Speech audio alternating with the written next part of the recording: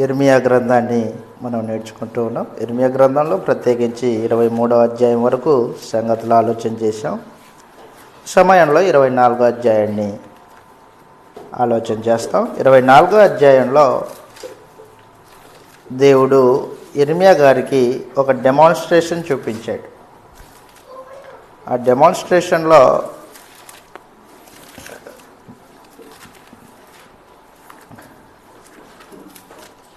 అంజూరపు పండ్ల గంపలు చూపించాడు. 2 గంపలు. ఆ 2 గంపల్లో ఒక గంపలో అంజూరపు పండ్లు ఉన్నాయి. ఆ అంజూరపు పండ్లు మిక్కిలి మంచివి అంజూరపు పండ్లు.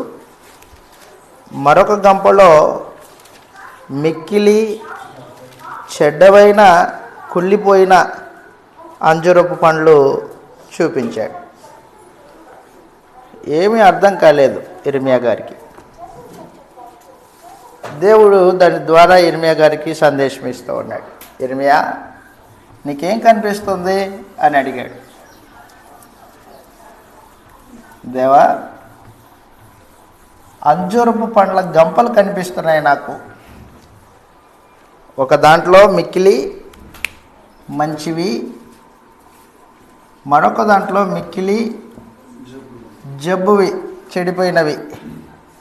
మిక్కిలి మంచివి, మిక్కిలి చెడ్డవి, చెడిపోయినవి కనిపిస్తూ ఉన్నాయి అని చెప్పాడు. అప్పుడు దేవుడు వాటి ద్వారా ఇర్మియాకి సందేశం ఇచ్చాడు. ఎవరైతే బబులోను రాజుకు లోబడి, అధికారానికి లోబడి బబులోనుకి వెళ్తారో, ఆ బబులోనుకి వెళ్ళిన వారు మిక్కిలి మంచివైన అంజూరపు పండ్ల వలె ఉంటారు. ఎవరైతే బబులోనికి వెళ్ళకోకుండా ఉంటారో, బబులోను రాజుకు లోబడరో, వాళ్ళు మిక్కిలి చెడ్డవైన అంజూరపు పండ్ల వలె ఉంటారు, తినడానికి పనికిరావు అని దేవుడు ఇర్మియా గారికి డెమాన్స్ట్రేషన్ చేసి చూపించాడు. ఒక డెమో ఇచ్చాడు. చదువుతాం. ఇలాగ రాయబడింది ఇర్మియా గ్రంథం 24వ అధ్యాయం 1వ వచనం నుండి. బబులోను చెరకు వెళ్ళిన వారిని దేవుడే కాపాడుతాడు. దేవుడే పరిస్థితులని అనుకూలపరుస్తాడు. ఎవరైతే బబులోను దేశంలోనికి వెళ్ళరో, బబులోను రాజు అధికారానికి లోబడరో, వారు పనికిరాని వారై ఉంటారు అని తెలియజేశాడు. ఇర్మియా గ్రంథం 24వ అధ్యాయం 1వ వచనం నుండి చదువుతాం ఒకసారి. 24వ అధ్యాయం 1వ వచనం. బబులోను రాజైన నెబుకద్నెజరు యూదా రాజైన యెహోయాకీము కుమారుడగు యెకొన్యాను యూదా ప్రధానులను, శిల్పకారులను, కంసాలులను యెరూషలేము నుండి చెరపట్టుకొని బబులోనునకు తీసుకొని పోయిన తర్వాత, అది సమాచారం. ఎన్నో చెర ఇది? 2వ చెర. 2వ చెరలో యెకొన్యా, ఆ తర్వాత కంసాలులు, శిల్పకారులు యెరూషలేము నుండి బబులోను చెరకి కొనిపోబడ్డారు. ఈ 2వ చెరలో ఎవరున్నారు? మనకు తెలిసినట్టు ప్రవక్త యెహెజ్కేలు ప్రవక్త ఉన్నాడు. చదువుదాం. యెహోవా నాకు చూపగా యెహోవా మందిరం ఎదుట ఉంచబడిన 2 గంపల అంజూరపు పండ్లు నాకు కనబడెను.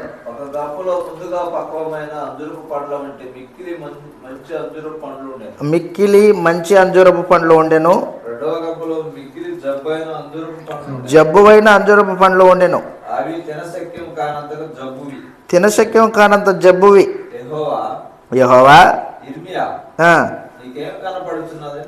దేవుడు మాట్లాడుతున్నాడు. ఇర్మియా, నీకేం కనబడుచున్నది అని నన్ను అడుగగా, నేను అంజూరపు పండ్లు కనబడుచున్నవి, మంచివి, మిక్కిలి మంచివిగాను, మిక్కిలి జబ్బుగాను, తినశక్యం కానంత జబ్బుగాను కనబడుచున్నవి అంటిని. నాకు ప్రత్యక్షమై ఇలాగ సెలవిచ్చును. ఇశ్రాయేలు దేవుడైన యెహోవా ఆజ్ఞ ఇచ్చినదేమనగా, ఆ మాట అండర్లైన్ చేసుకోండి, వారికి మేలు కలగవలనని ఈ స్థలము నుండి కల్దీయుల దేశమునకు చెరగొనబోయిన యూదులను మంచి అంజూరపు పండ్లను లక్ష్య పెట్టినట్లు లక్ష్య పెడుతున్నాను.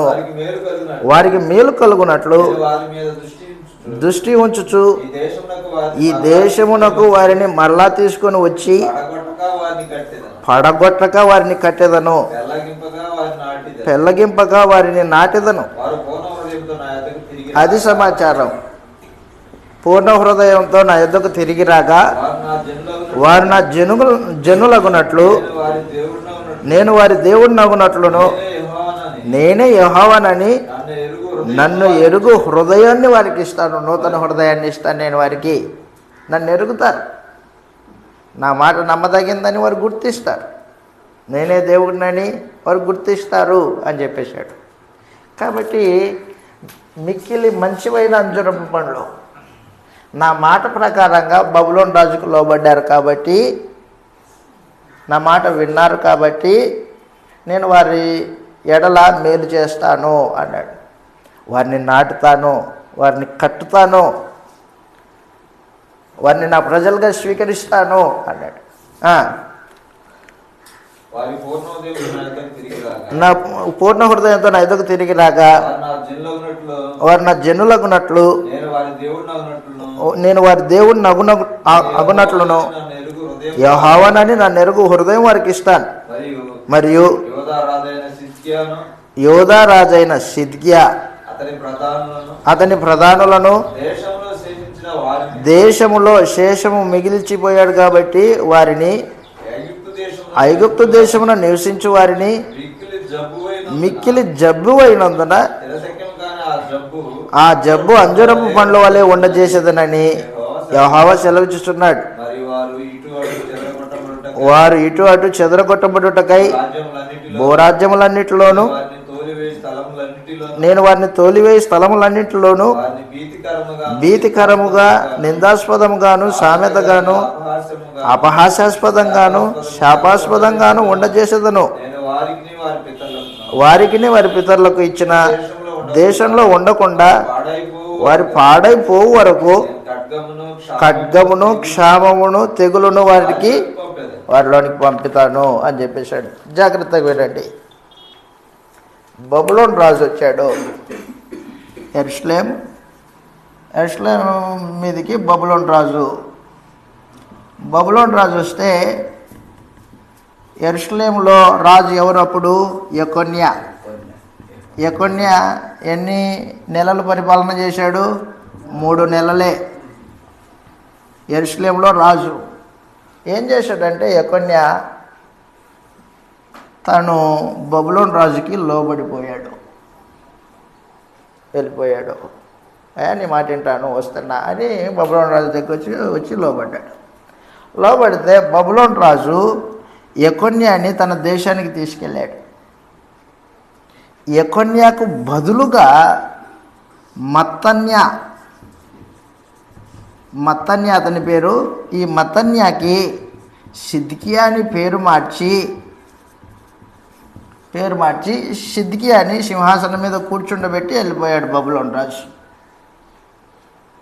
ఈ బబులోను రాజు యుద్ధానికి వచ్చినప్పుడు కొంతమంది యూదులు ఏం చేశారంటే పక్కనే ఉన్న ఐగుప్తు దేశానికి పారిపోయారు కొంతమంది. బబులోను రాజుకు లోబడాలా, దేవుని సందేశం అది. కానీ రాజు లోబడ్డాడు, కానీ కొంతమంది ప్రజలు ఏం చేశారంటే పారిపోయి ఐగుప్తుకు పోయారు. ఐగుప్తులో తలదాచుకోవడానికి పోయారు. గుర్తుపెట్టుకో, యూదులకి ఇశ్రాయేలీలకి ఐగుప్తు చాలా సుభిక్షమైన దేశంగా కనిపిస్తుంది వాళ్ళకి. ఎందుకంటే వాళ్ళ పితరులు అక్కడ ఐగుప్తులో 400 సంవత్సరాలు ఉన్నారు కదా, కాపురం చేశారు. మాటికి ఐగుప్తుకి వెళ్తారు. మోషే అంటున్నాను, ఒకడు దాచిపెట్టుకోవాలంటే ఐగుప్తు దేశానికి వెళ్ళి దాచిపెట్టుకుంటాడు పారిపోయి. అలాంటి పరిస్థితులు అన్నమాట. ఎక్కడికి వెళ్ళినా ప్రత్యేకించి అంతెందుకు, మన ప్రభు అయిన యేసు పశుప్రాయంగా ఉన్నప్పుడు దేవుడు సందేశం ఇచ్చాడు. ఏమని?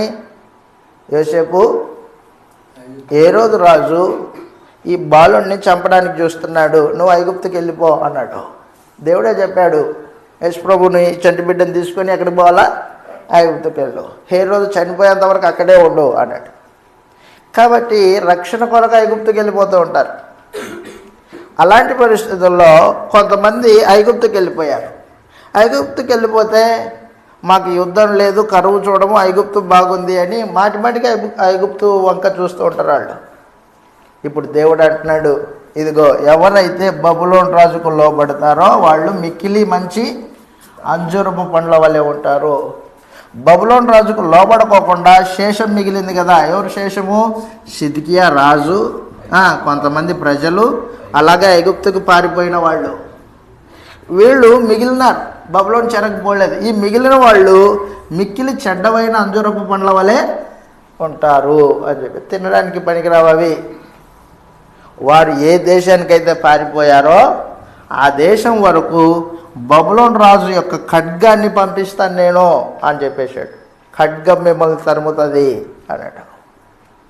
దేవుని మాట కాదని నీకు ఇష్టం వచ్చినట్టు ఆయా స్థలాల్లో ఇటు అటు తిరిగితే నీకు క్షేమం కలగదు, శాపమే శాపమే. దేవుని సందేశాన్ని పక్కన పెట్టి నీకు ఇష్టం వచ్చినట్టు కార్యక్రమాలు జరిగించుకుంటూ నేను దేవుని మాట వింటున్నాను, నా ప్రాణం కాపాడుకుంటున్నాను. నీ ప్రాణం కాపాడుకోలేదు, నీ ప్రాణం ఖడ్గానికి ముందుగా నడిపించుకుంటున్నావు. ఖడ్గం నీ వెనకాలే వస్తుంది.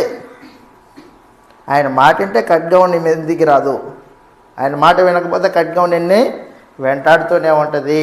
అది 24వ అధ్యాయంలో సిద్కియా రాజ్య పరిపాలనకి వచ్చిన సందర్భం. ఇది సందర్భం. ఈ సిద్కియా పరిపాలనకు వచ్చిన తర్వాత ఇప్పుడు 27వ అధ్యాయం చదువుతాం. ఇర్మియా గ్రంథం 27వ అధ్యాయం. ఇర్మియా గ్రంథం 27వ అధ్యాయంలో సిద్కియా రాజు అయిన తర్వాత ఏం జరిగింది ఆరంభంలో, దీనికి సంబంధించిన లేఖనాలు దినవృత్తాంతాల్లో ఉన్నాయి, రాజుల గ్రంథంలో కూడా ఉన్నాయి. అవి ఒకసారి చూసుకొని ఇక్కడికి వద్దాం 27వ అధ్యాయానికి. మొదటిగా రాజులు 2వ గ్రంథం. రాజులు 2వ గ్రంథం. సిద్కియా రాజు అవుతాడు. చదువుతాం. ఎలాగ రాయబడింది? 24వ అధ్యాయం. రాజులు 2వ గ్రంథం 24వ అధ్యాయం 8వ వచనంలో 24వ అధ్యాయం 8వ వచనం నుండి గట్టికి చదవండి ఒకసారి. యెహోయాకీను ఏలనారంభించినప్పుడు 18 ఏండ్ల వాడై యెరూషలేము నందు 3 మాసములు ఏలెను. యెరూషలేము వాడైన ఎల్నాతను కుమార్తెగు నెహుష్తా అతని తల్లి. అతడు తన తండ్రి చేసిన దానంతటి ప్రకారము యెహోవా దృష్టికి చెడునత నడిచెను. ఆ కాలమందు బబులోను రాజైన నెబుకద్నెజరు యొక్క సేవకులు యెరూషలేము మీదికి వచ్చి పట్టణమును ముట్టడి వేసిరి. వారు పట్టణమునకు ముట్టడి వేయుచూ ఉండగా బబులోను రాజైన నెబుకద్నెజరు తానే దాని మీదికి వచ్చెను.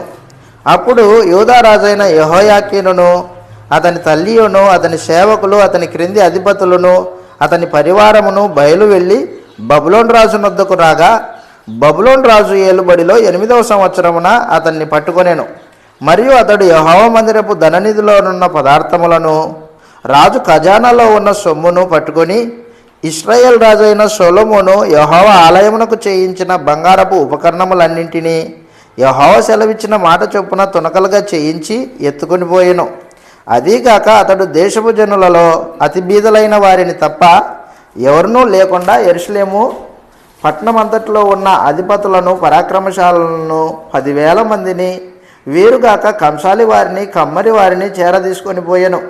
అతడు యెహోయాకీనును రాజు తల్లిని రాజు భార్యలను అతని పరివారమును దేశంలోని గొప్పవారిని చెరపట్టి యెరూషలేము నుండి బబులోను పురమునకు తీసుకొని పోయెను. 7,000 మంది పరాక్రమశాలను 1,000 మంది కంసాలి వారిని కమ్మరి వారిని యుద్ధమందు ఆరితేరిన శక్తిమంతులందరినీ బబులోను రాజు చెరపట్టి బబులోను పురమునకు తీసుకుని వచ్చెను. మరియు బబులోను రాజు అతని పినతండ్రి అయిన మత్తన్యాకు సిద్కియాని మారుపేరు పెట్టి అతని స్థానమందు రాజుగా నియమించెను. కాబట్టి యెకొన్య తన భార్యను, తన పనివారమును, తన తల్లిని తీసుకొని పోయి బబులోను రాజు దగ్గరికి వెళ్ళిపోయాడు. అయా నేను నీ దాసుడిని అన్నట్టుగా లోబడ్డాడు. కాబట్టి ఈ యెకొన్య తన ప్రాణాన్ని దక్కించుకున్నాడు. ప్రాణం దక్కింది. లోబడకపోతే ఏం జరిగేది? ప్రాణం పోయేది. దేవుని మాట వింటే ప్రాణం దక్కించుకుంటావు, గుర్తుపెట్టుకో. దేవుని మాట కంటే ఇంకొకటి ఏది ప్రాముఖ్యమైనది కాదు. రాజుల 2వ గ్రంథంలో ప్రత్యేకించి 25వ అధ్యాయం 27వ వచనం చదువుతాం. ప్రాణాన్ని దక్కించుకున్నాడు దేవుని మాట విని. 25వ అధ్యాయం 27వ వచనంలో రాజుల 2వ గ్రంథం.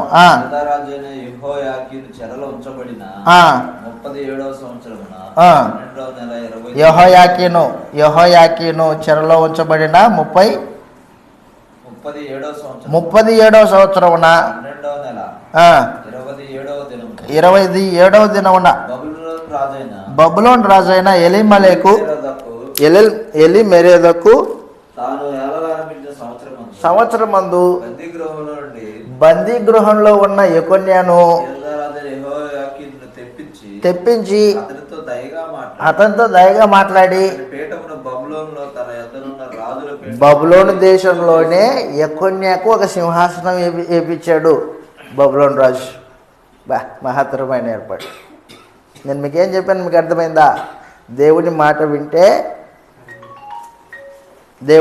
వింటే నీకు క్షేమం, నీకు మేలు. దేవుని మాట విన్నాడు యెకొన్యా. మాట వినని వాడు ఏం చేశాడంటే బబులోను రాజుకు లోబడ్డాడు. లోబడిన కారణాన చెరసాల్లో పెట్టబడ్డాడు. చెరసాల్లో ఎన్ని సంవత్సరాలు ఉన్నాడు? చెరసాల్లో సుమారు 30 సంవత్సరాలు. 30 సంవత్సరాలు ఉంటే ఏం జరిగింది? బబులోను రాజు వెళ్ళి ఏం పేరు ఎవిల్మెరోదకు కదా,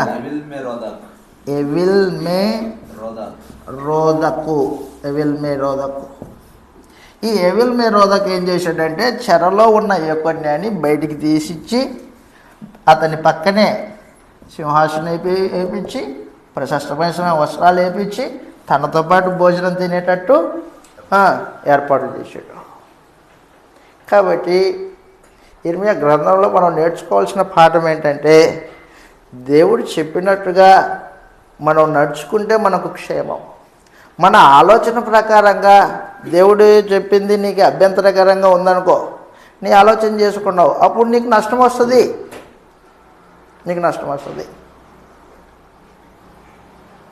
ఎందుకంటే భవిష్యత్తు ఆయనకి తెలుసు, మనకు తెలియదు. కాబట్టి మిక్కిలి మంచి అంజూరపు పండ్ల వల్లే ఉంటారు అని చెప్పేశాడు. బబులోను చెరకు వెళ్ళిన వాళ్ళు మిక్కిలి మంచి అంజూరపు పండ్లు. బబులోను చెరకు వెళ్ళకోకుండా శేషం మిగిలిచ్చాడే సిద్కియా రాజుని పెట్టి. ఈ శేషము జబ్బువి. ఈ సిద్కియా రాజ్య పరిపాలనకు వచ్చాడు. రాజ్య పరిపాలనకు వచ్చిన తర్వాత ఈ సమయంలో ఏం జరిగిందంటే ఇర్మియా చెరలోకి వెళ్ళిపోయిన వీళ్ళకి ఉత్తరం రాశాడు. ఏమని ఉత్తరం తెలుసుకున్న మీకు? ఉత్తరం రాశాడు. చెరలోకి వెళ్ళిపోయిన యూదా జనాంగమా, దేవుని ప్రజలారా, మీరు అక్కడ 70 సంవత్సరాలు ఉంటారు. కాబట్టి ఆ దేశం కోసం ప్రార్థన చేయండి, ఆ రాజు కోసం మీరు ప్రార్థన చేయండి, మీ యవ్వన బిడ్డలకి భార్యలని సంపాదించండి, మీ యవ్వన కుమార్తెలని పెళ్ళిళ్ళు చేయండి, అక్కడే ఉండండి, కాపురం ఉండండి, 70 సంవత్సరాలు ఉంటారు మీరు అని ఉత్తరం రాసేసాడు. చెరలోకి వెళ్ళిన కొంతమంది వ్యతిరేకులు, అయిష్టులు ఏం చేశారంటే ఇర్మియా మీద నేరం నెట్టారు. ఈ సిద్కియాకి సందేశం ఇచ్చారు. ఆ ఉత్తరం చదివిన వాళ్ళు, చెరలో ఉన్నవాళ్ళు ఉత్తరం చదివారు. చదివిన వాళ్ళు ఏం చేశారంటే సిద్కియాకి సందేశం ఇచ్చారు. ఏం సందేశం? యిర్మీయా మాకు ఉత్తరం రాశాడు, మీరు అక్కడే ఉండండి, ఆ దేశ క్షేమం కోసం ప్రార్థన చేయండి, ఆ దేశంలోనే మీరు 70 సంవత్సరాలు ఉంటారని ఇలాగ మాకు ఉత్తరం రాశాడు. అలాంటి వాడిని నువ్వేం చేయకోకుండా ఉన్నావేమి? ఏదో ఒకటి చేయి యిర్మీయాని, ఏదో ఒకటి చేయి అని యిర్మీయా మీద నేరం నెట్టారు. కాబట్టి దేవుని పని ఉన్నది ఉన్నట్టుగా జరిగించిన యథార్థమైన సేవకుడు యిర్మీయా. సమస్య ఏమి ఎదురైనా నాకు అనవసరం, నేను చేయమన్నాడు దేవుడు, నేను చేశాను అంతే. ఆ రీతిగా సువార్థికుడు ఉండాలి. వాస్తవంగా వాళ్ళు ఏమనుకుంటారో, వీళ్ళు ఏమనుకుంటారో, ఇంకోటి ఏమంటారో, బెదిరిస్తారో, అవన్నీ అనవసరం. నీకు గ్రంథంలో నీకు ఏ బాధ్యత ఇచ్చాడో ఆ బాధ్యత నిర్వర్తించు నమ్మకంగా. నమ్మకమైన వ్యక్తి. చూద్దాం గ్రంథంలో 27వ అధ్యాయం, యిర్మీయా గ్రంథం 27వ అధ్యాయం. 27వ అధ్యాయం. సిద్కియా పరిపాలన కాలము ఆరంభమైంది. సిద్కియా పరిపాలన కాలం ఆరంభంలో జరిగిన పరిస్థితులు ఇలాగున్నాయి. 27వ అధ్యాయం నుండి చదువుతాం. 1వ వచనం. యిర్మీయా గ్రంథం 27వ అధ్యాయం 1వ వచనంలో, యూదా రాజైన యోషియా కుమారుడగు యెహోయాకీము. యెహోయాకీము అన్న దగ్గర అక్కడ పుట్టినోట్లో 1 అని అంకించాడు, కింద పుట్టినోట్లో సిద్కియా. యెహోయాకీము అనేది తర్జుమా, అది మిస్టేక్. అది అక్కడ సిద్కియా అనమాట. సిద్కియా పరిపాలనకు వచ్చాడు. ఇలాగ సెలవిచ్చును, యెహోవా ఈ ఆజ్ఞ ఇచ్చుచున్నాడు. సిద్కియాకి సందేశం, నువ్వు కాడిని మెడ మీద పెట్టుకొని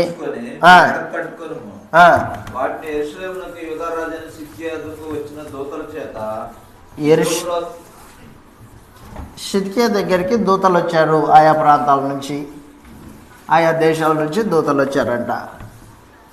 దూతలు వస్తే యిర్మీయా నువ్వేం చేస్తావంటే మెడ మీద ఒక కాడి పెట్టుకొని పలుకులు చేయించుకొని వాళ్ళ దగ్గరకు పో, కాడి పెట్టుకొని అన్నాడు. ఇదొక డెమాన్స్ట్రేషన్ అనమాట. యెరూషలేమునకును దూతల చేత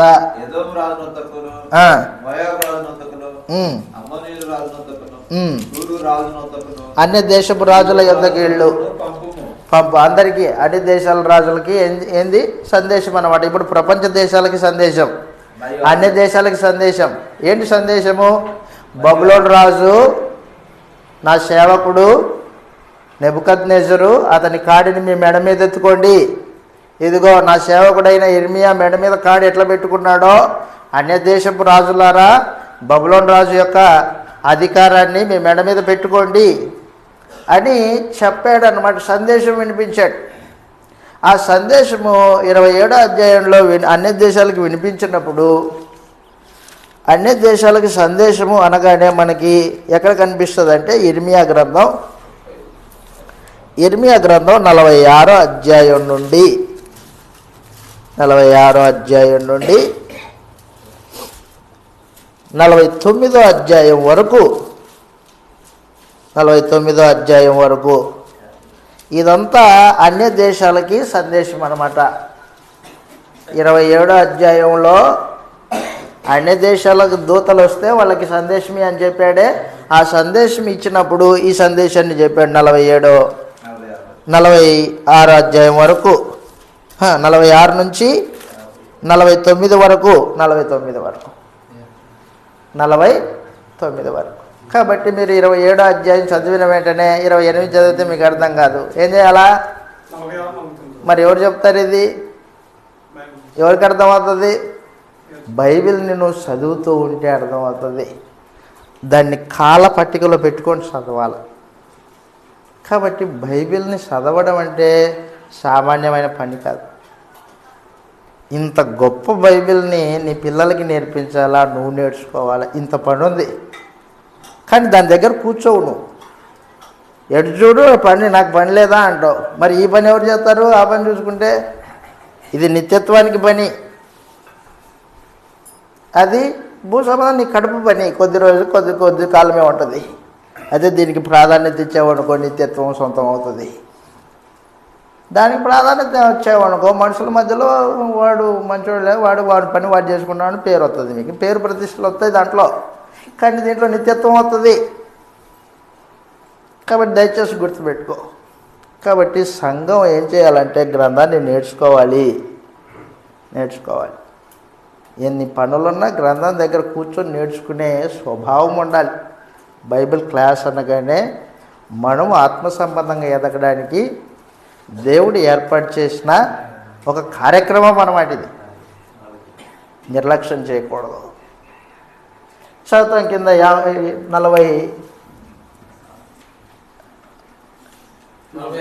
46 నుంచి 49 వరకు 3 అధ్యాయాలు అన్నమాట. దీంట్లో సందేశం ఇవ్వబడింది. 46 నుంచి 49 వరకు 4 అధ్యాయాలు, కరెక్ట్. ఇది చదవాలి. ఎవరి పరిపాలన కాలం ఇది? ఎక్కడికి వచ్చాము ఇప్పుడు మనం? సిద్కియా పరిపాలన కాలం ఆరంభం. చదువుతాం ఇప్పుడు 49వ అధ్యాయం. నేరుగా 49వ అధ్యాయానికి వెళ్దాం. ఇర్మియా గ్రంథం 49వ అధ్యాయం. 49వ అధ్యాయం ప్రత్యేకించి వచనం చెప్తాను, గుర్తుపెట్టుకో. 49వ అధ్యాయము 34వ వచనం.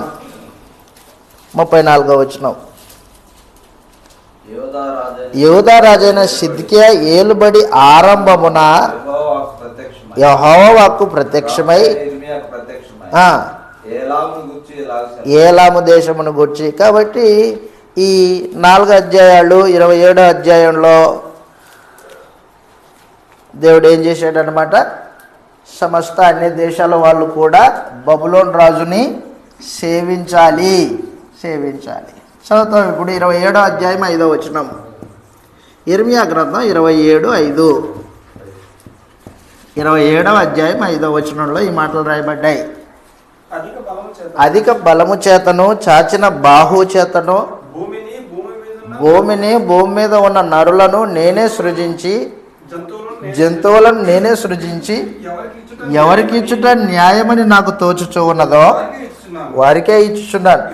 ఇప్పుడైతే దేశములన్నింటినీ నా దాసుడగు బబులోను రాజైన నెబుకద్నెజరు వశం చేయుచున్నాను. అతన్ని సేవించడానికి భూ జంతువులను కూడా అతని వశం చేసి ఉన్నాను. అతని స్వదేశమునకు కాలం వచ్చే వరకు,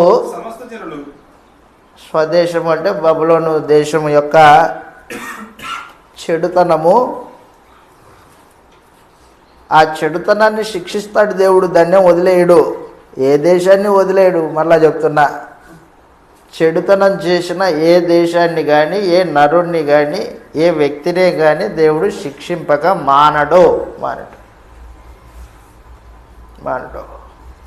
మారుమనసు పొందడానికి అవకాశం ఇస్తాడు, యూదుడైనా అన్యుడైనా ప్రతివానికి. ఎందుకంటే దేవుడు కృప చూపించడంలో ఐశ్వర్యవంతుడు. ఆయనలాగా ఎవడు కృప చూపించలేడు. తప్పు చేసిన వాడిని వెంటనే శిక్షించే స్వభావం కాదు దేవుడిది. వాడిని మారుమనసు కోసం ఎదురు చూస్తాడు. చెప్పాను మీకు, ఏదైనా తోటలో ఆదాముని పండు తిన్న వెంటనే కొట్టాడా, చంపేశాడా? వచ్చి అడిగాడు, ఆదాము నువ్వు తినొద్దన్న పండు తిన్నావా అడిగాడు. అడగని దేనికి? ఎందుకు అడగాల? తెలుసు కదా తిన్నాడో లేదో. దేవుడు చూడలేదా? పైనుంచి చూశాడు. మరి ఎందుకు అడుగుతున్నాడు? తన ఆదాము యొక్క యథార్థతను చూడడానికి. తన తప్పిదాన్ని ఒప్పుకుంటాడా లేదా? ఒప్పుకుంటే కృప చూపిస్తాను. కృప చూపించడంలో దేవుడు ఐశ్వర్యవంతుడు, మహిమైశ్వర్యం కలిగిన వాడు. కాబట్టి ఆ రోజున బబులోను రాజు రాజ్య పరిపాలనని దేవుడు సూర్యుడు ఉదయిస్తున్నట్టు ఎలా ఉంటుంది? ప్రారంభంలో కొంచెం కనిపిస్తాడు, ఆ తర్వాత కొంచెం, ఆ తర్వాత పెద్దగా, ఆ తర్వాత కొంచెం. అలాగున బబులోను సామ్రాజ్యాన్ని ఇలాగూ పైకి తీసుకొస్తున్నాడు. బబులోను రాజు యొక్క జుట్టు పట్టుకొని పైకి లేపుతున్నాడు. ప్రపంచ దేశాలన్నిటికీ శిరస్సుగా ఉండేటట్టు. రాజ్యాధికారాన్ని బబులోను రాజుకి దేవుడు అప్పగిస్తున్నాడు. తన జనాంగమైన యూదుల్ని, ఇశ్రాయేలీయులను కూడా బబులోను రాజుకి అప్పగించేశాడు. దేవుడే బబులోనుని దాని తల వెంట్రుకలు పట్టుకొని పైకి తీసుకొచ్చాడు. అయితే ఈ బబులోను రాజు ఏం చేశాడంటే దేవుని మీద అతిశయపడ్డాడు. ఎవరు? బబులోను రాజు. మొట్టమొదటి బబులోను రాజు మనకు గ్రంథంలో తెలుపబడినట్టు నెబుకద్నెజరు. ఆ నెబుకద్నెజరు తర్వాత బెల్షాస్సరు. బెల్షాస్సర్ తర్వాత మనం చదివామే ఎవెల్ మెరెదెకు.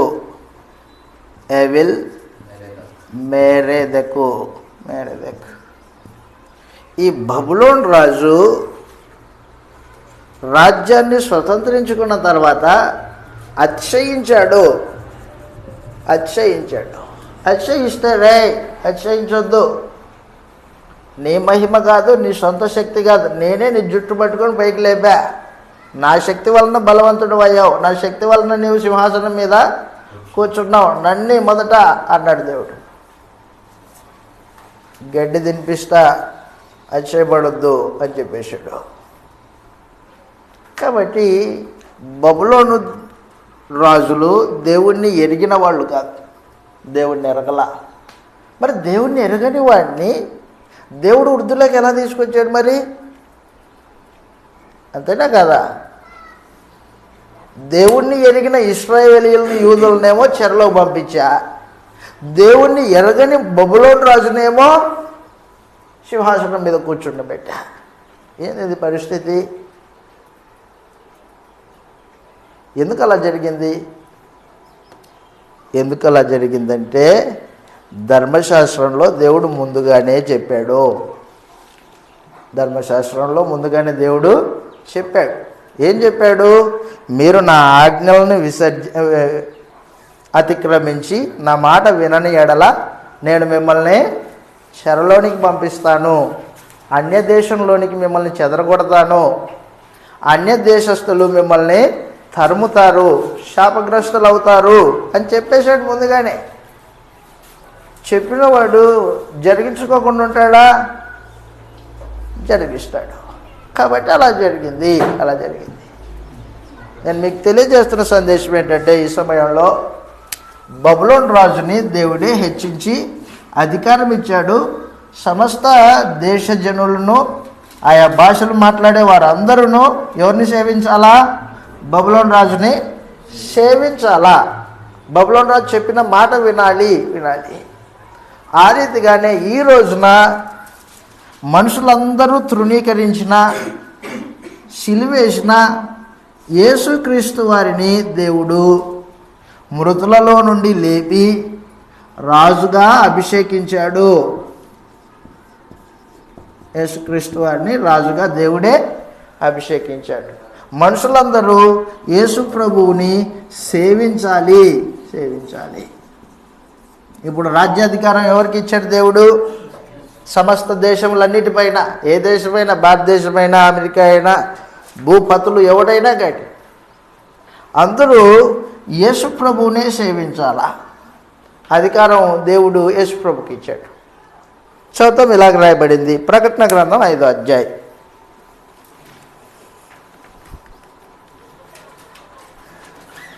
ప్రకటన గ్రంథం 5వ అధ్యాయం. వధింపబడిన గొర్రెపిల్ల ఉంది. ఆ గొర్రెపిల్ల దేవుడి సముఖానికి వెళ్ళింది. దేవుడి సముఖానికి వెళ్ళినప్పుడు దేవుడు ఏం చేశాడంటే గొర్రెపిల్లకి సింహాసనం వేశాడు, గొర్రెపిల్లని రాజుగా చేశాడు.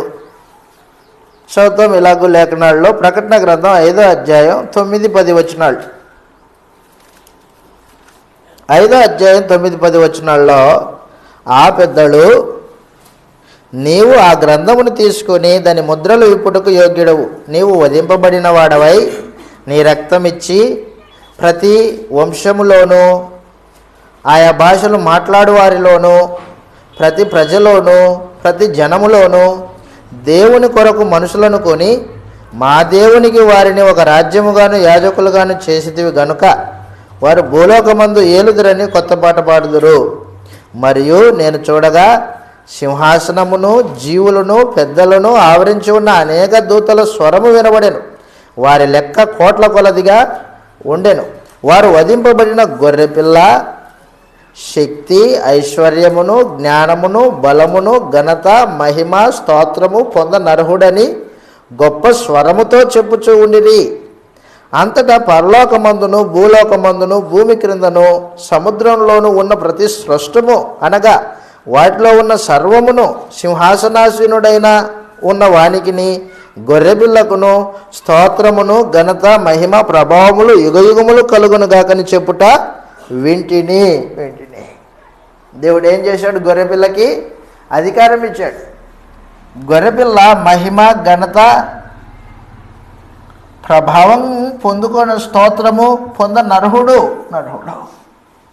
సమస్త జనులు యేసుప్రభుని సేవించాలి. ఇప్పుడు నువ్వు ఎవడివైనా కానీ, నమ్మినోడైనా నమ్మకపోయిన వాడైనా ఏం చేయాలా? యేసుప్రభుని సేవించాల. ప్రభుత్వము యేసుప్రభుకి అప్పగింపబడింది. దానియేలు గ్రంథం 13వ అధ్యాయం 7వ వచనంలో, దానియేలు గ్రంథం 13వ అధ్యాయం 7వ వచనం, దానియేలు గ్రంథం 13వ అధ్యాయం 7వ వచనంలో, దానియేలు బబులోను చెరలో ఉన్నాడు, మనందరికీ తెలుసు. అప్పుడు కళలు వచ్చాయి, దర్శనాలు కలిగాయి. ఆ దర్శనంలో యేసుప్రభుని గూర్చి దర్శనం కన్నాడు. దర్శనం వచ్చింది రాత్రిపూట. అది దానియేలు గ్రంథం 13వ అధ్యాయం 7వ వచనంలో, రాత్రి కలిగిన దర్శనం నేను ఇంకా తేలిచూచుతూ ఉండగా మేఘారుడై మనుష్య కుమారుని పోలిన ఒకడు వచ్చెను. ఎక్కడికి వచ్చాడు? మహావృద్ధుడకు వాని సన్నిధిని ప్రవేశించాడు. మహావృద్ధుడు దేవుడు ఆకాశం మేఘారుడై వచ్చిన వాడు మనుష్య కుమారుడు. మనుష్య కుమారుడు అంటే మెస్సియా, యేసుక్రీస్తు. దేవుని సన్నిధిని ప్రవేశించెను.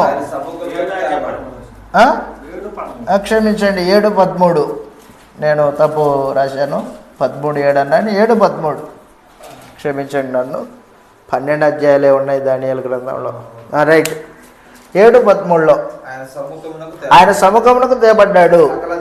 సకల జనములను, రాష్ట్రములను, ఆయా భాషలు మాట్లాడువారును ఆయనను సేవించున్నట్లు ప్రభుత్వమును, మహిమ, ఆధిపత్యము ఆయనకి ఇయ్యబడెను. అది సమాచారం. ప్రభుత్వం ఎవరిదైంది? క్రీస్తు ప్రభుది. ప్రభుత్వము, మహిమ, ఆధిపత్యము ఆయనకి ఇయ్యబడ్డాయి. కాబట్టి కిందికి, ఆయన ప్రభుత్వం శాశ్వతమైనది, అది అన్నటికీ తొలగిపోదు. ఆయన రాజ్యము ఎప్పుడునూ లయం కాదు. కాబట్టి కృష్ణ ప్రభుని దేవుడే మృతులలో లేపి రాజ్యాధికారాన్ని, సమస్త దేశాలకు అధిపతి యేసు ప్రభు. అటు పరలోకంలోను భూలోకంలోను పాతాళ లోకంలోను యేసు ప్రభు అధికారి. యేసు ప్రభు నామమున ప్రతి వాని మోకాళ్ళు వంగాలి. అట్టి ఉన్నతమైన అధికారం పొందినవాడు ప్రభు గణేష్. కాబట్టి ఈ రోజున ఎవడైనా కానీ యేసు ప్రభు యొక్క కాడిని భుజం మీద వేసుకోలేదనుకో, వాడు నరకానికి వెళ్ళిపోతాడు. ఆ రోజున బబులోను రాజును సేవించకపోతే దేవుడు శిక్షించినట్లుగా ఈ రోజున యేసు ప్రభు యొక్క కాడిని మోయని ప్రతి వాడిని దేవుడు శిక్షిస్తాడు. ప్రతి దేశాన్ని, ప్రతి వ్యక్తిని శిక్షిస్తాడు. ఆయన మాట వినాలి. నువ్వు ఎంత రాజు అయినా, ఎంత అధికారమైనా, ఎంత ఉద్యోగస్తుడు అయినా. ఎందుకంటే దేవుడే యేసు ప్రభుని హెచ్చించాడు. ఏ దేశమైతే బబులోను రాజు యొక్క కాడిని మోయనని మొరాయించిందో ఆ దేశం మీద నా ఉగ్రత కురిపిస్తానన్నాడు ఆ రోజున. ఈ రోజున ఎవడైతే యేసు ప్రభువుకు లోబడాడో వాడు నరకపాత్రుడు, నరకానికి వెళ్ళిపోతాడు. మహత్తరమైన ఏర్పాటు. చదువు గ్రంథంలో ఇలాగ రాయబడింది. అపోస్తల కార్యాలు 3వ అధ్యాయం 21వ వచనం. కాబట్టి ఎందుకు యేసు ప్రభువుని నమ్ముకోవాలి? ఎందుకు ఆయన అధికారం కిందికి రావాలి? అపోస్తల కార్యాలు 3వ అధ్యాయం 21వ వచనంలో, అన్నిటికీ కుదురుబాటు కాలము వచ్చునని ఆది నుండి తన పరిశుద్ధ ప్రవక్తల నోట పలికించాడు. అంతవరకు యేసు పరలోక నివాసి అయి ఉండుట ఆవశ్యకము. మోషే ఇట్లా అన్నాడు యేసు ప్రభుని గురించి, ప్రభు అయిన దేవుడు నా వంటి ఒక ప్రవక్తను మీ సహోదరులో నుండి మీ కొరకు పుట్టించుడు. ఆయన మీతో ఏం చెప్పినను అన్ని విషయములలో ఏం చెప్పినా వినాలి. అన్ని విషయంలో కొన్నిట్లో విని కొన్నిట్లో మానుకునేది కాదు. ఏం చెప్పినా వినాలి, అన్ని విషయంలో వినాలి. సేవించడం అంటే అది మాట వినడం. సేవించడం అంటే ఆ రోజున బబులోను రాజు సేవించని ఏ దేశమైనా నా ఉగ్రత పాత్ర అవుతుంది, పంపించేసాయి. సిద్కియా దగ్గరికి ఎవరు వచ్చారు? ఆయా దేశాల్లో ఉన్న దూతలు వచ్చారు. ఎందుకు వచ్చారు తెలిసిన మీకు? బబులోను సమస్త దేశాలని జయించుకుంటూ వస్తుంది కాబట్టి బబులోను దేశానికి అడ్డుకట్ట వేద్దాం. అడ్డుకట్ట వేయడానికి నీ సహాయం కావాలా సిద్కియా? వస్తావా? మాతో పాటు చేయగలుగుతావా? అందుకు దేవుడు ఇర్మియాని పంపించాడు. పోయి ఆయా దేశాల నుండి వచ్చిన దూతలకి సందేశమే, కాడిమాను మోసపోండి అని చెప్పు. అది సమాచారం. కాబట్టి ఒక కార్యక్రమం జరిగిస్తున్నాడంటే దేవుడికి సమస్తం ఎరిగిన వాడే జరిగిస్తాడు. ఆ రీతిగా క్రీస్తు యేసుని రాజుగా నియమించాడు కాబట్టి సమస్త దేశాలు సమస్త మనుషులు ఆయన్ని సేవించాలి. ఎవడైతే యేసుప్రభు మాట వినడో వాడేమవుతాడు? జనుల్లో నుండి కొట్టేస్తానని చెప్పేశాడు. చదవండి, కింద వచ్చిన సర్వనాశనం అవుతాడు అన్నాడు. మామూలు నాశనం కాదు. కిందికి 30 అపోస్తల కార్యాలు 3వ అధ్యాయం 23వ ఆ ప్రవక్త మాట వినని వాడు ప్రజల్లో ఉండకుండా సర్వనాశనం అవుతాడు అని చెప్పేసి.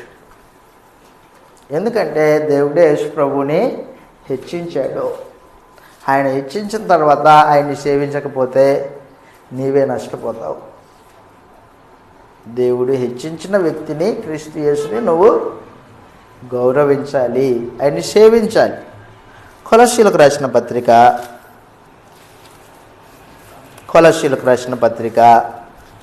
1వ అధ్యాయం 15వ వచనం 1వ వచనంలో కొలస్సీలకు రాసిన పత్రిక 1వ అధ్యాయం 15వ వచనంలో ఈ మాటలు చూసుకొని ముగించుకుంటాం. మనం మళ్ళీ వచ్చినప్పుడు రేపటి దినమున సంగతులు ఆలోచన చేస్తాం. దయతో గుర్తుపెట్టుకోండి, క్రీస్తు ప్రభువుని దేవుడే హెచ్చించాడు. 1వ అధ్యాయం 15వ వచనంలో ఆయన యేసు ప్రభు అదృశ్య దేవుని స్వరూపి అయి సర్వ సృష్టికి ఆది సంభూతుడై ఉన్నాడు. ఏలయనగా ఆకాశమందున్నవి భూమి అందున్నవి దృశ్యమైనవి కానీ అదృశ్యమైనవి కానీ అవి సింహాసనములైన ప్రభుత్వములైన ప్రధానులైన అధికారులైన సర్వమును ఆయన యందు సృజింపబడెను. సర్వమును ఆయన ద్వారా ఆయనను బట్టి సృజింపబడ్డాయి. ఆయన అన్నిటికంటే ముందుగా ఉన్నవాడై ఆయనే సమస్తమునకు ఆధారభూతుడు. సంఘమును శరీరమునకు ఆయనే శిరస్సు. ఆయనకు అన్నిట్లో ప్రాముఖ్యత కలుగు నిమిత్తము ఆయన ఆది అయి ఉండి మృతులలో నుండి లేచుటలో ఆది సంభూతుడాయను. అది సమాచారం. కాబట్టి ఆధిక్యత నొందినవాడు. ఫిలిప్పీలకు రాసిన పత్రిక 2వ అధ్యాయం ఫిలిప్పీలకు రాసిన పత్రిక 2వ అధ్యాయం క్రీస్తు ప్రభు దేవుని చేత హెచ్చింపబడినవాడు, రాజ్యాధికారం పొందినవాడు. 2వ అధ్యాయం 9వ వచనంలో ఈ మాటలు రాయబడ్డాయి. ఎంత తగ్గించుకున్నాడో యేసు ప్రభు దేవుడు అంతగా హెచ్చించాడు ఆయనని.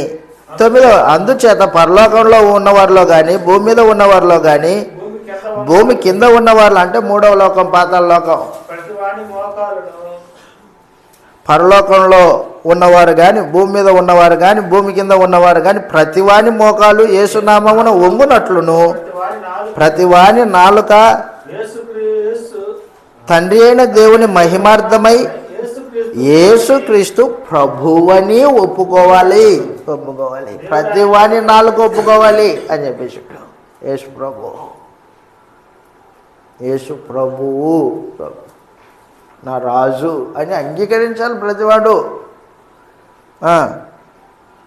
దేవుని మహిమార్థమై యేసుక్రీస్తు ప్రభు అని ఒప్పుకొనున్నట్లును దేవుడు ఆయన్ను అధికముగా హెచ్చించి ప్రతి నామము కంటే పైనామము ఆయనకు అనుగ్రహించును. నామం అంటే అధికారం, పేరు కాదు. నామం అంటే అధికారం. ఏ అధికారం అయితే ఉందో ఎవడైనా కానీ ఆ అధికారాలు అన్నిటికంటే అధికారం కలిగిన వాడు ప్రభు అయిన యేసు.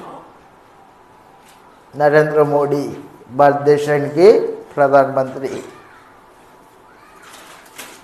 ఆయన మీద అధికారి ప్రభు అయిన యేసు. ప్రపంచ దేశాలు ఏవైతే ఉన్నాయో వారందరికీ భూపతులకు అధిపతి ప్రభు అయిన యేసు. కాబట్టి ఈ రోజున దేవుడే స్వయంగా యేసు ప్రభుని హెచ్చించి రాజ్యము, ప్రభుత్వము, మహిమ ఆయనకు అప్పగించిన తర్వాత ఆయన మాటకు లోబడపోకుండా నీకు ఇష్టం వచ్చినట్టు బతికితే ఏమవుతావు? ఆ రోజున బబులోను రాజు సేవించకపోతే దేవుడు ఉగ్రత పాత్ర అయినట్లు ఈ రోజున యేసు ప్రభుని సేవించకపోతే నరకపాత్రుడు అవుతావు, సర్వనాశనం అవుతావు. కాబట్టి దేవుడు అనుగ్రహించిన మహత్తరమైన ఆధిక్యత కలిగిన వాడు యేసు ప్రభు. ఆయన సేవించాలి. సేవించేటప్పుడు సేవించడం అంటే మాట వినాలి. ఎలా వినాలి? అన్ని విషయంలో వినాలి, అన్నీ వినాలి. ఓ మాట జ్ఞాపకం చేసి ముగించేస్తాను మీకు, దయచేసి గుర్తుపెట్టుకోండి. రేకాబు కుమారుడైన యెహోనాదాబు వాళ్ళ పిల్లలకి, సంతానానికి చెప్పాడంట. ఏం చెప్పాడు?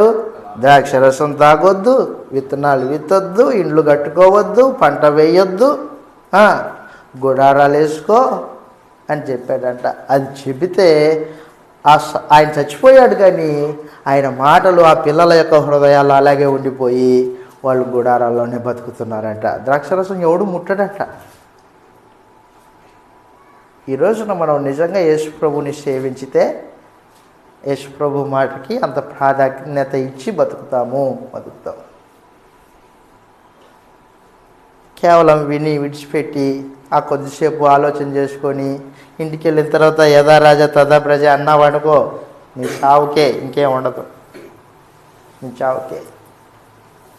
కాబట్టి దయచేసి గుర్తించండి, దేవుడు యేసు ప్రభుని హెచ్చించిన ప్రకారంగానే మన హృదయాలలో యేసు ప్రభుకి ప్రభువుగా ప్రతిష్ఠ చేద్దాం.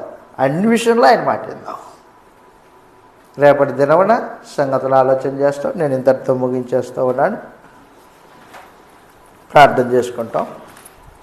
కరుణా సంపన్నుడు వగు మా ప్రియ తండ్రి, పరిశుద్ధుడు అయిన మా దేవ, దయగలిగిన తండ్రి, మీ కృతజ్ఞతలు, స్తోత్రములు నాయన.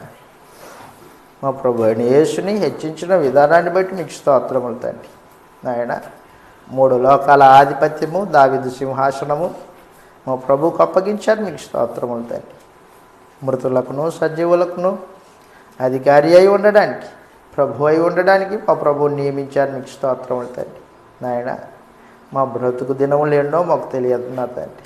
అన్ని విషయాల్లో మా ప్రభువుకు లోబడుతూ మా ప్రభువుని హృదయంలో ప్రతిష్ఠ చేసుకొని నాయన మీకు ఇష్టలుగా బతకడానికి సహాయం అనుగ్రహించి, భౌతికమైన వాటి మీద మనసు పెట్టుకొని నాయన మా ప్రభు అయిన యేసు మాటల్ని తిరస్కరించి మీకు విరోధంగా తిరగకోకుండా, మీ మీద తిరుగుబాటు చేయకుండా, ప్రతి విషయం కూలంకషంగా మా ప్రభు యేసుకు మేము లోబడుతూ నాయన మీ చిత్తాన్ని జరిగించట్లో సహాయం అనుగ్రహించి, నా తండ్రి మా ప్రభు అయిన యేసు కాడి మా మెడ మీద మోసుకుంటూ మా ప్రభు వలె నాయన ఈ భూమి మీద శిలువను మోసుకుంటూ మా ప్రభువుని వెంబడించడానికి సహాయం అనుగ్రహించండి తండ్రి.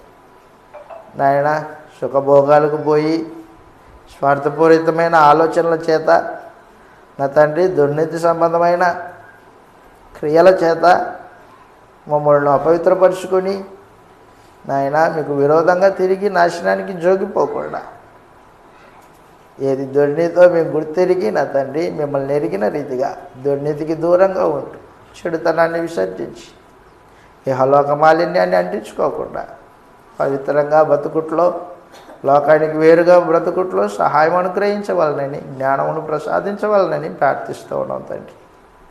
ఇటు కార్యక్రమాన్ని ఏర్పాటు చేసిన స్థానిక క్రీస్తు ప్రభు సంఘం, సంత గుడిపాడు క్రీస్తు ప్రభు సంఘాన్ని బట్టి మీకు స్తోత్రం. నాయన నడిపిస్తున్న సహోదరులు సువార్థికులను బట్టి మీకు స్తోత్రాలు. కూడి వచ్చిన సహోదరులందరిని బట్టి మీకు స్తోత్రములు మా తండ్రి. నాయన కేవలం విని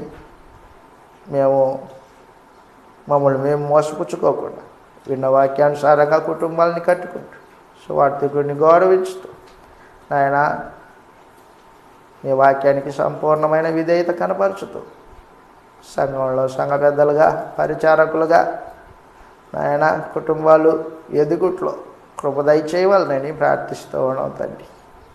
మీ సంకల్పానుసారంగా మేము ఒకరినొకరు ప్రేమ కలిగి, ఆప్యాయత కలిగి, అనురాగం కలిగి నాయన మా ప్రభు మమ్మల్ని ప్రేమించినట్టు మేము ఒకరినొకరు మా ప్రభు వల్లే మేము ప్రేమ కలిగి లోకానికి క్రీస్తు శిష్యులమని మేము గుర్తింపు పొందేటట్టు సహాయం అనుగ్రహించవాలని, ఆ రీతిగా మా సమస్త ప్రవర్తనను మేము దిద్దుకుంటూ నాయన ఒకరినొకరు తగ్గించుకుంటూ, ఒకరినొకరు క్షమించుకుంటూ మీ సముఖంలో పరిశుద్ధులు సంపూర్ణులు అవ్వాలని మీరు సంకల్పించినట్టుగా మేము క్రీస్తు సారూప్యతలోకి ఎదగడానికి సహాయం అనుగ్రహించవాలని ప్రార్థిస్తూ ఉన్నాం తండ్రి.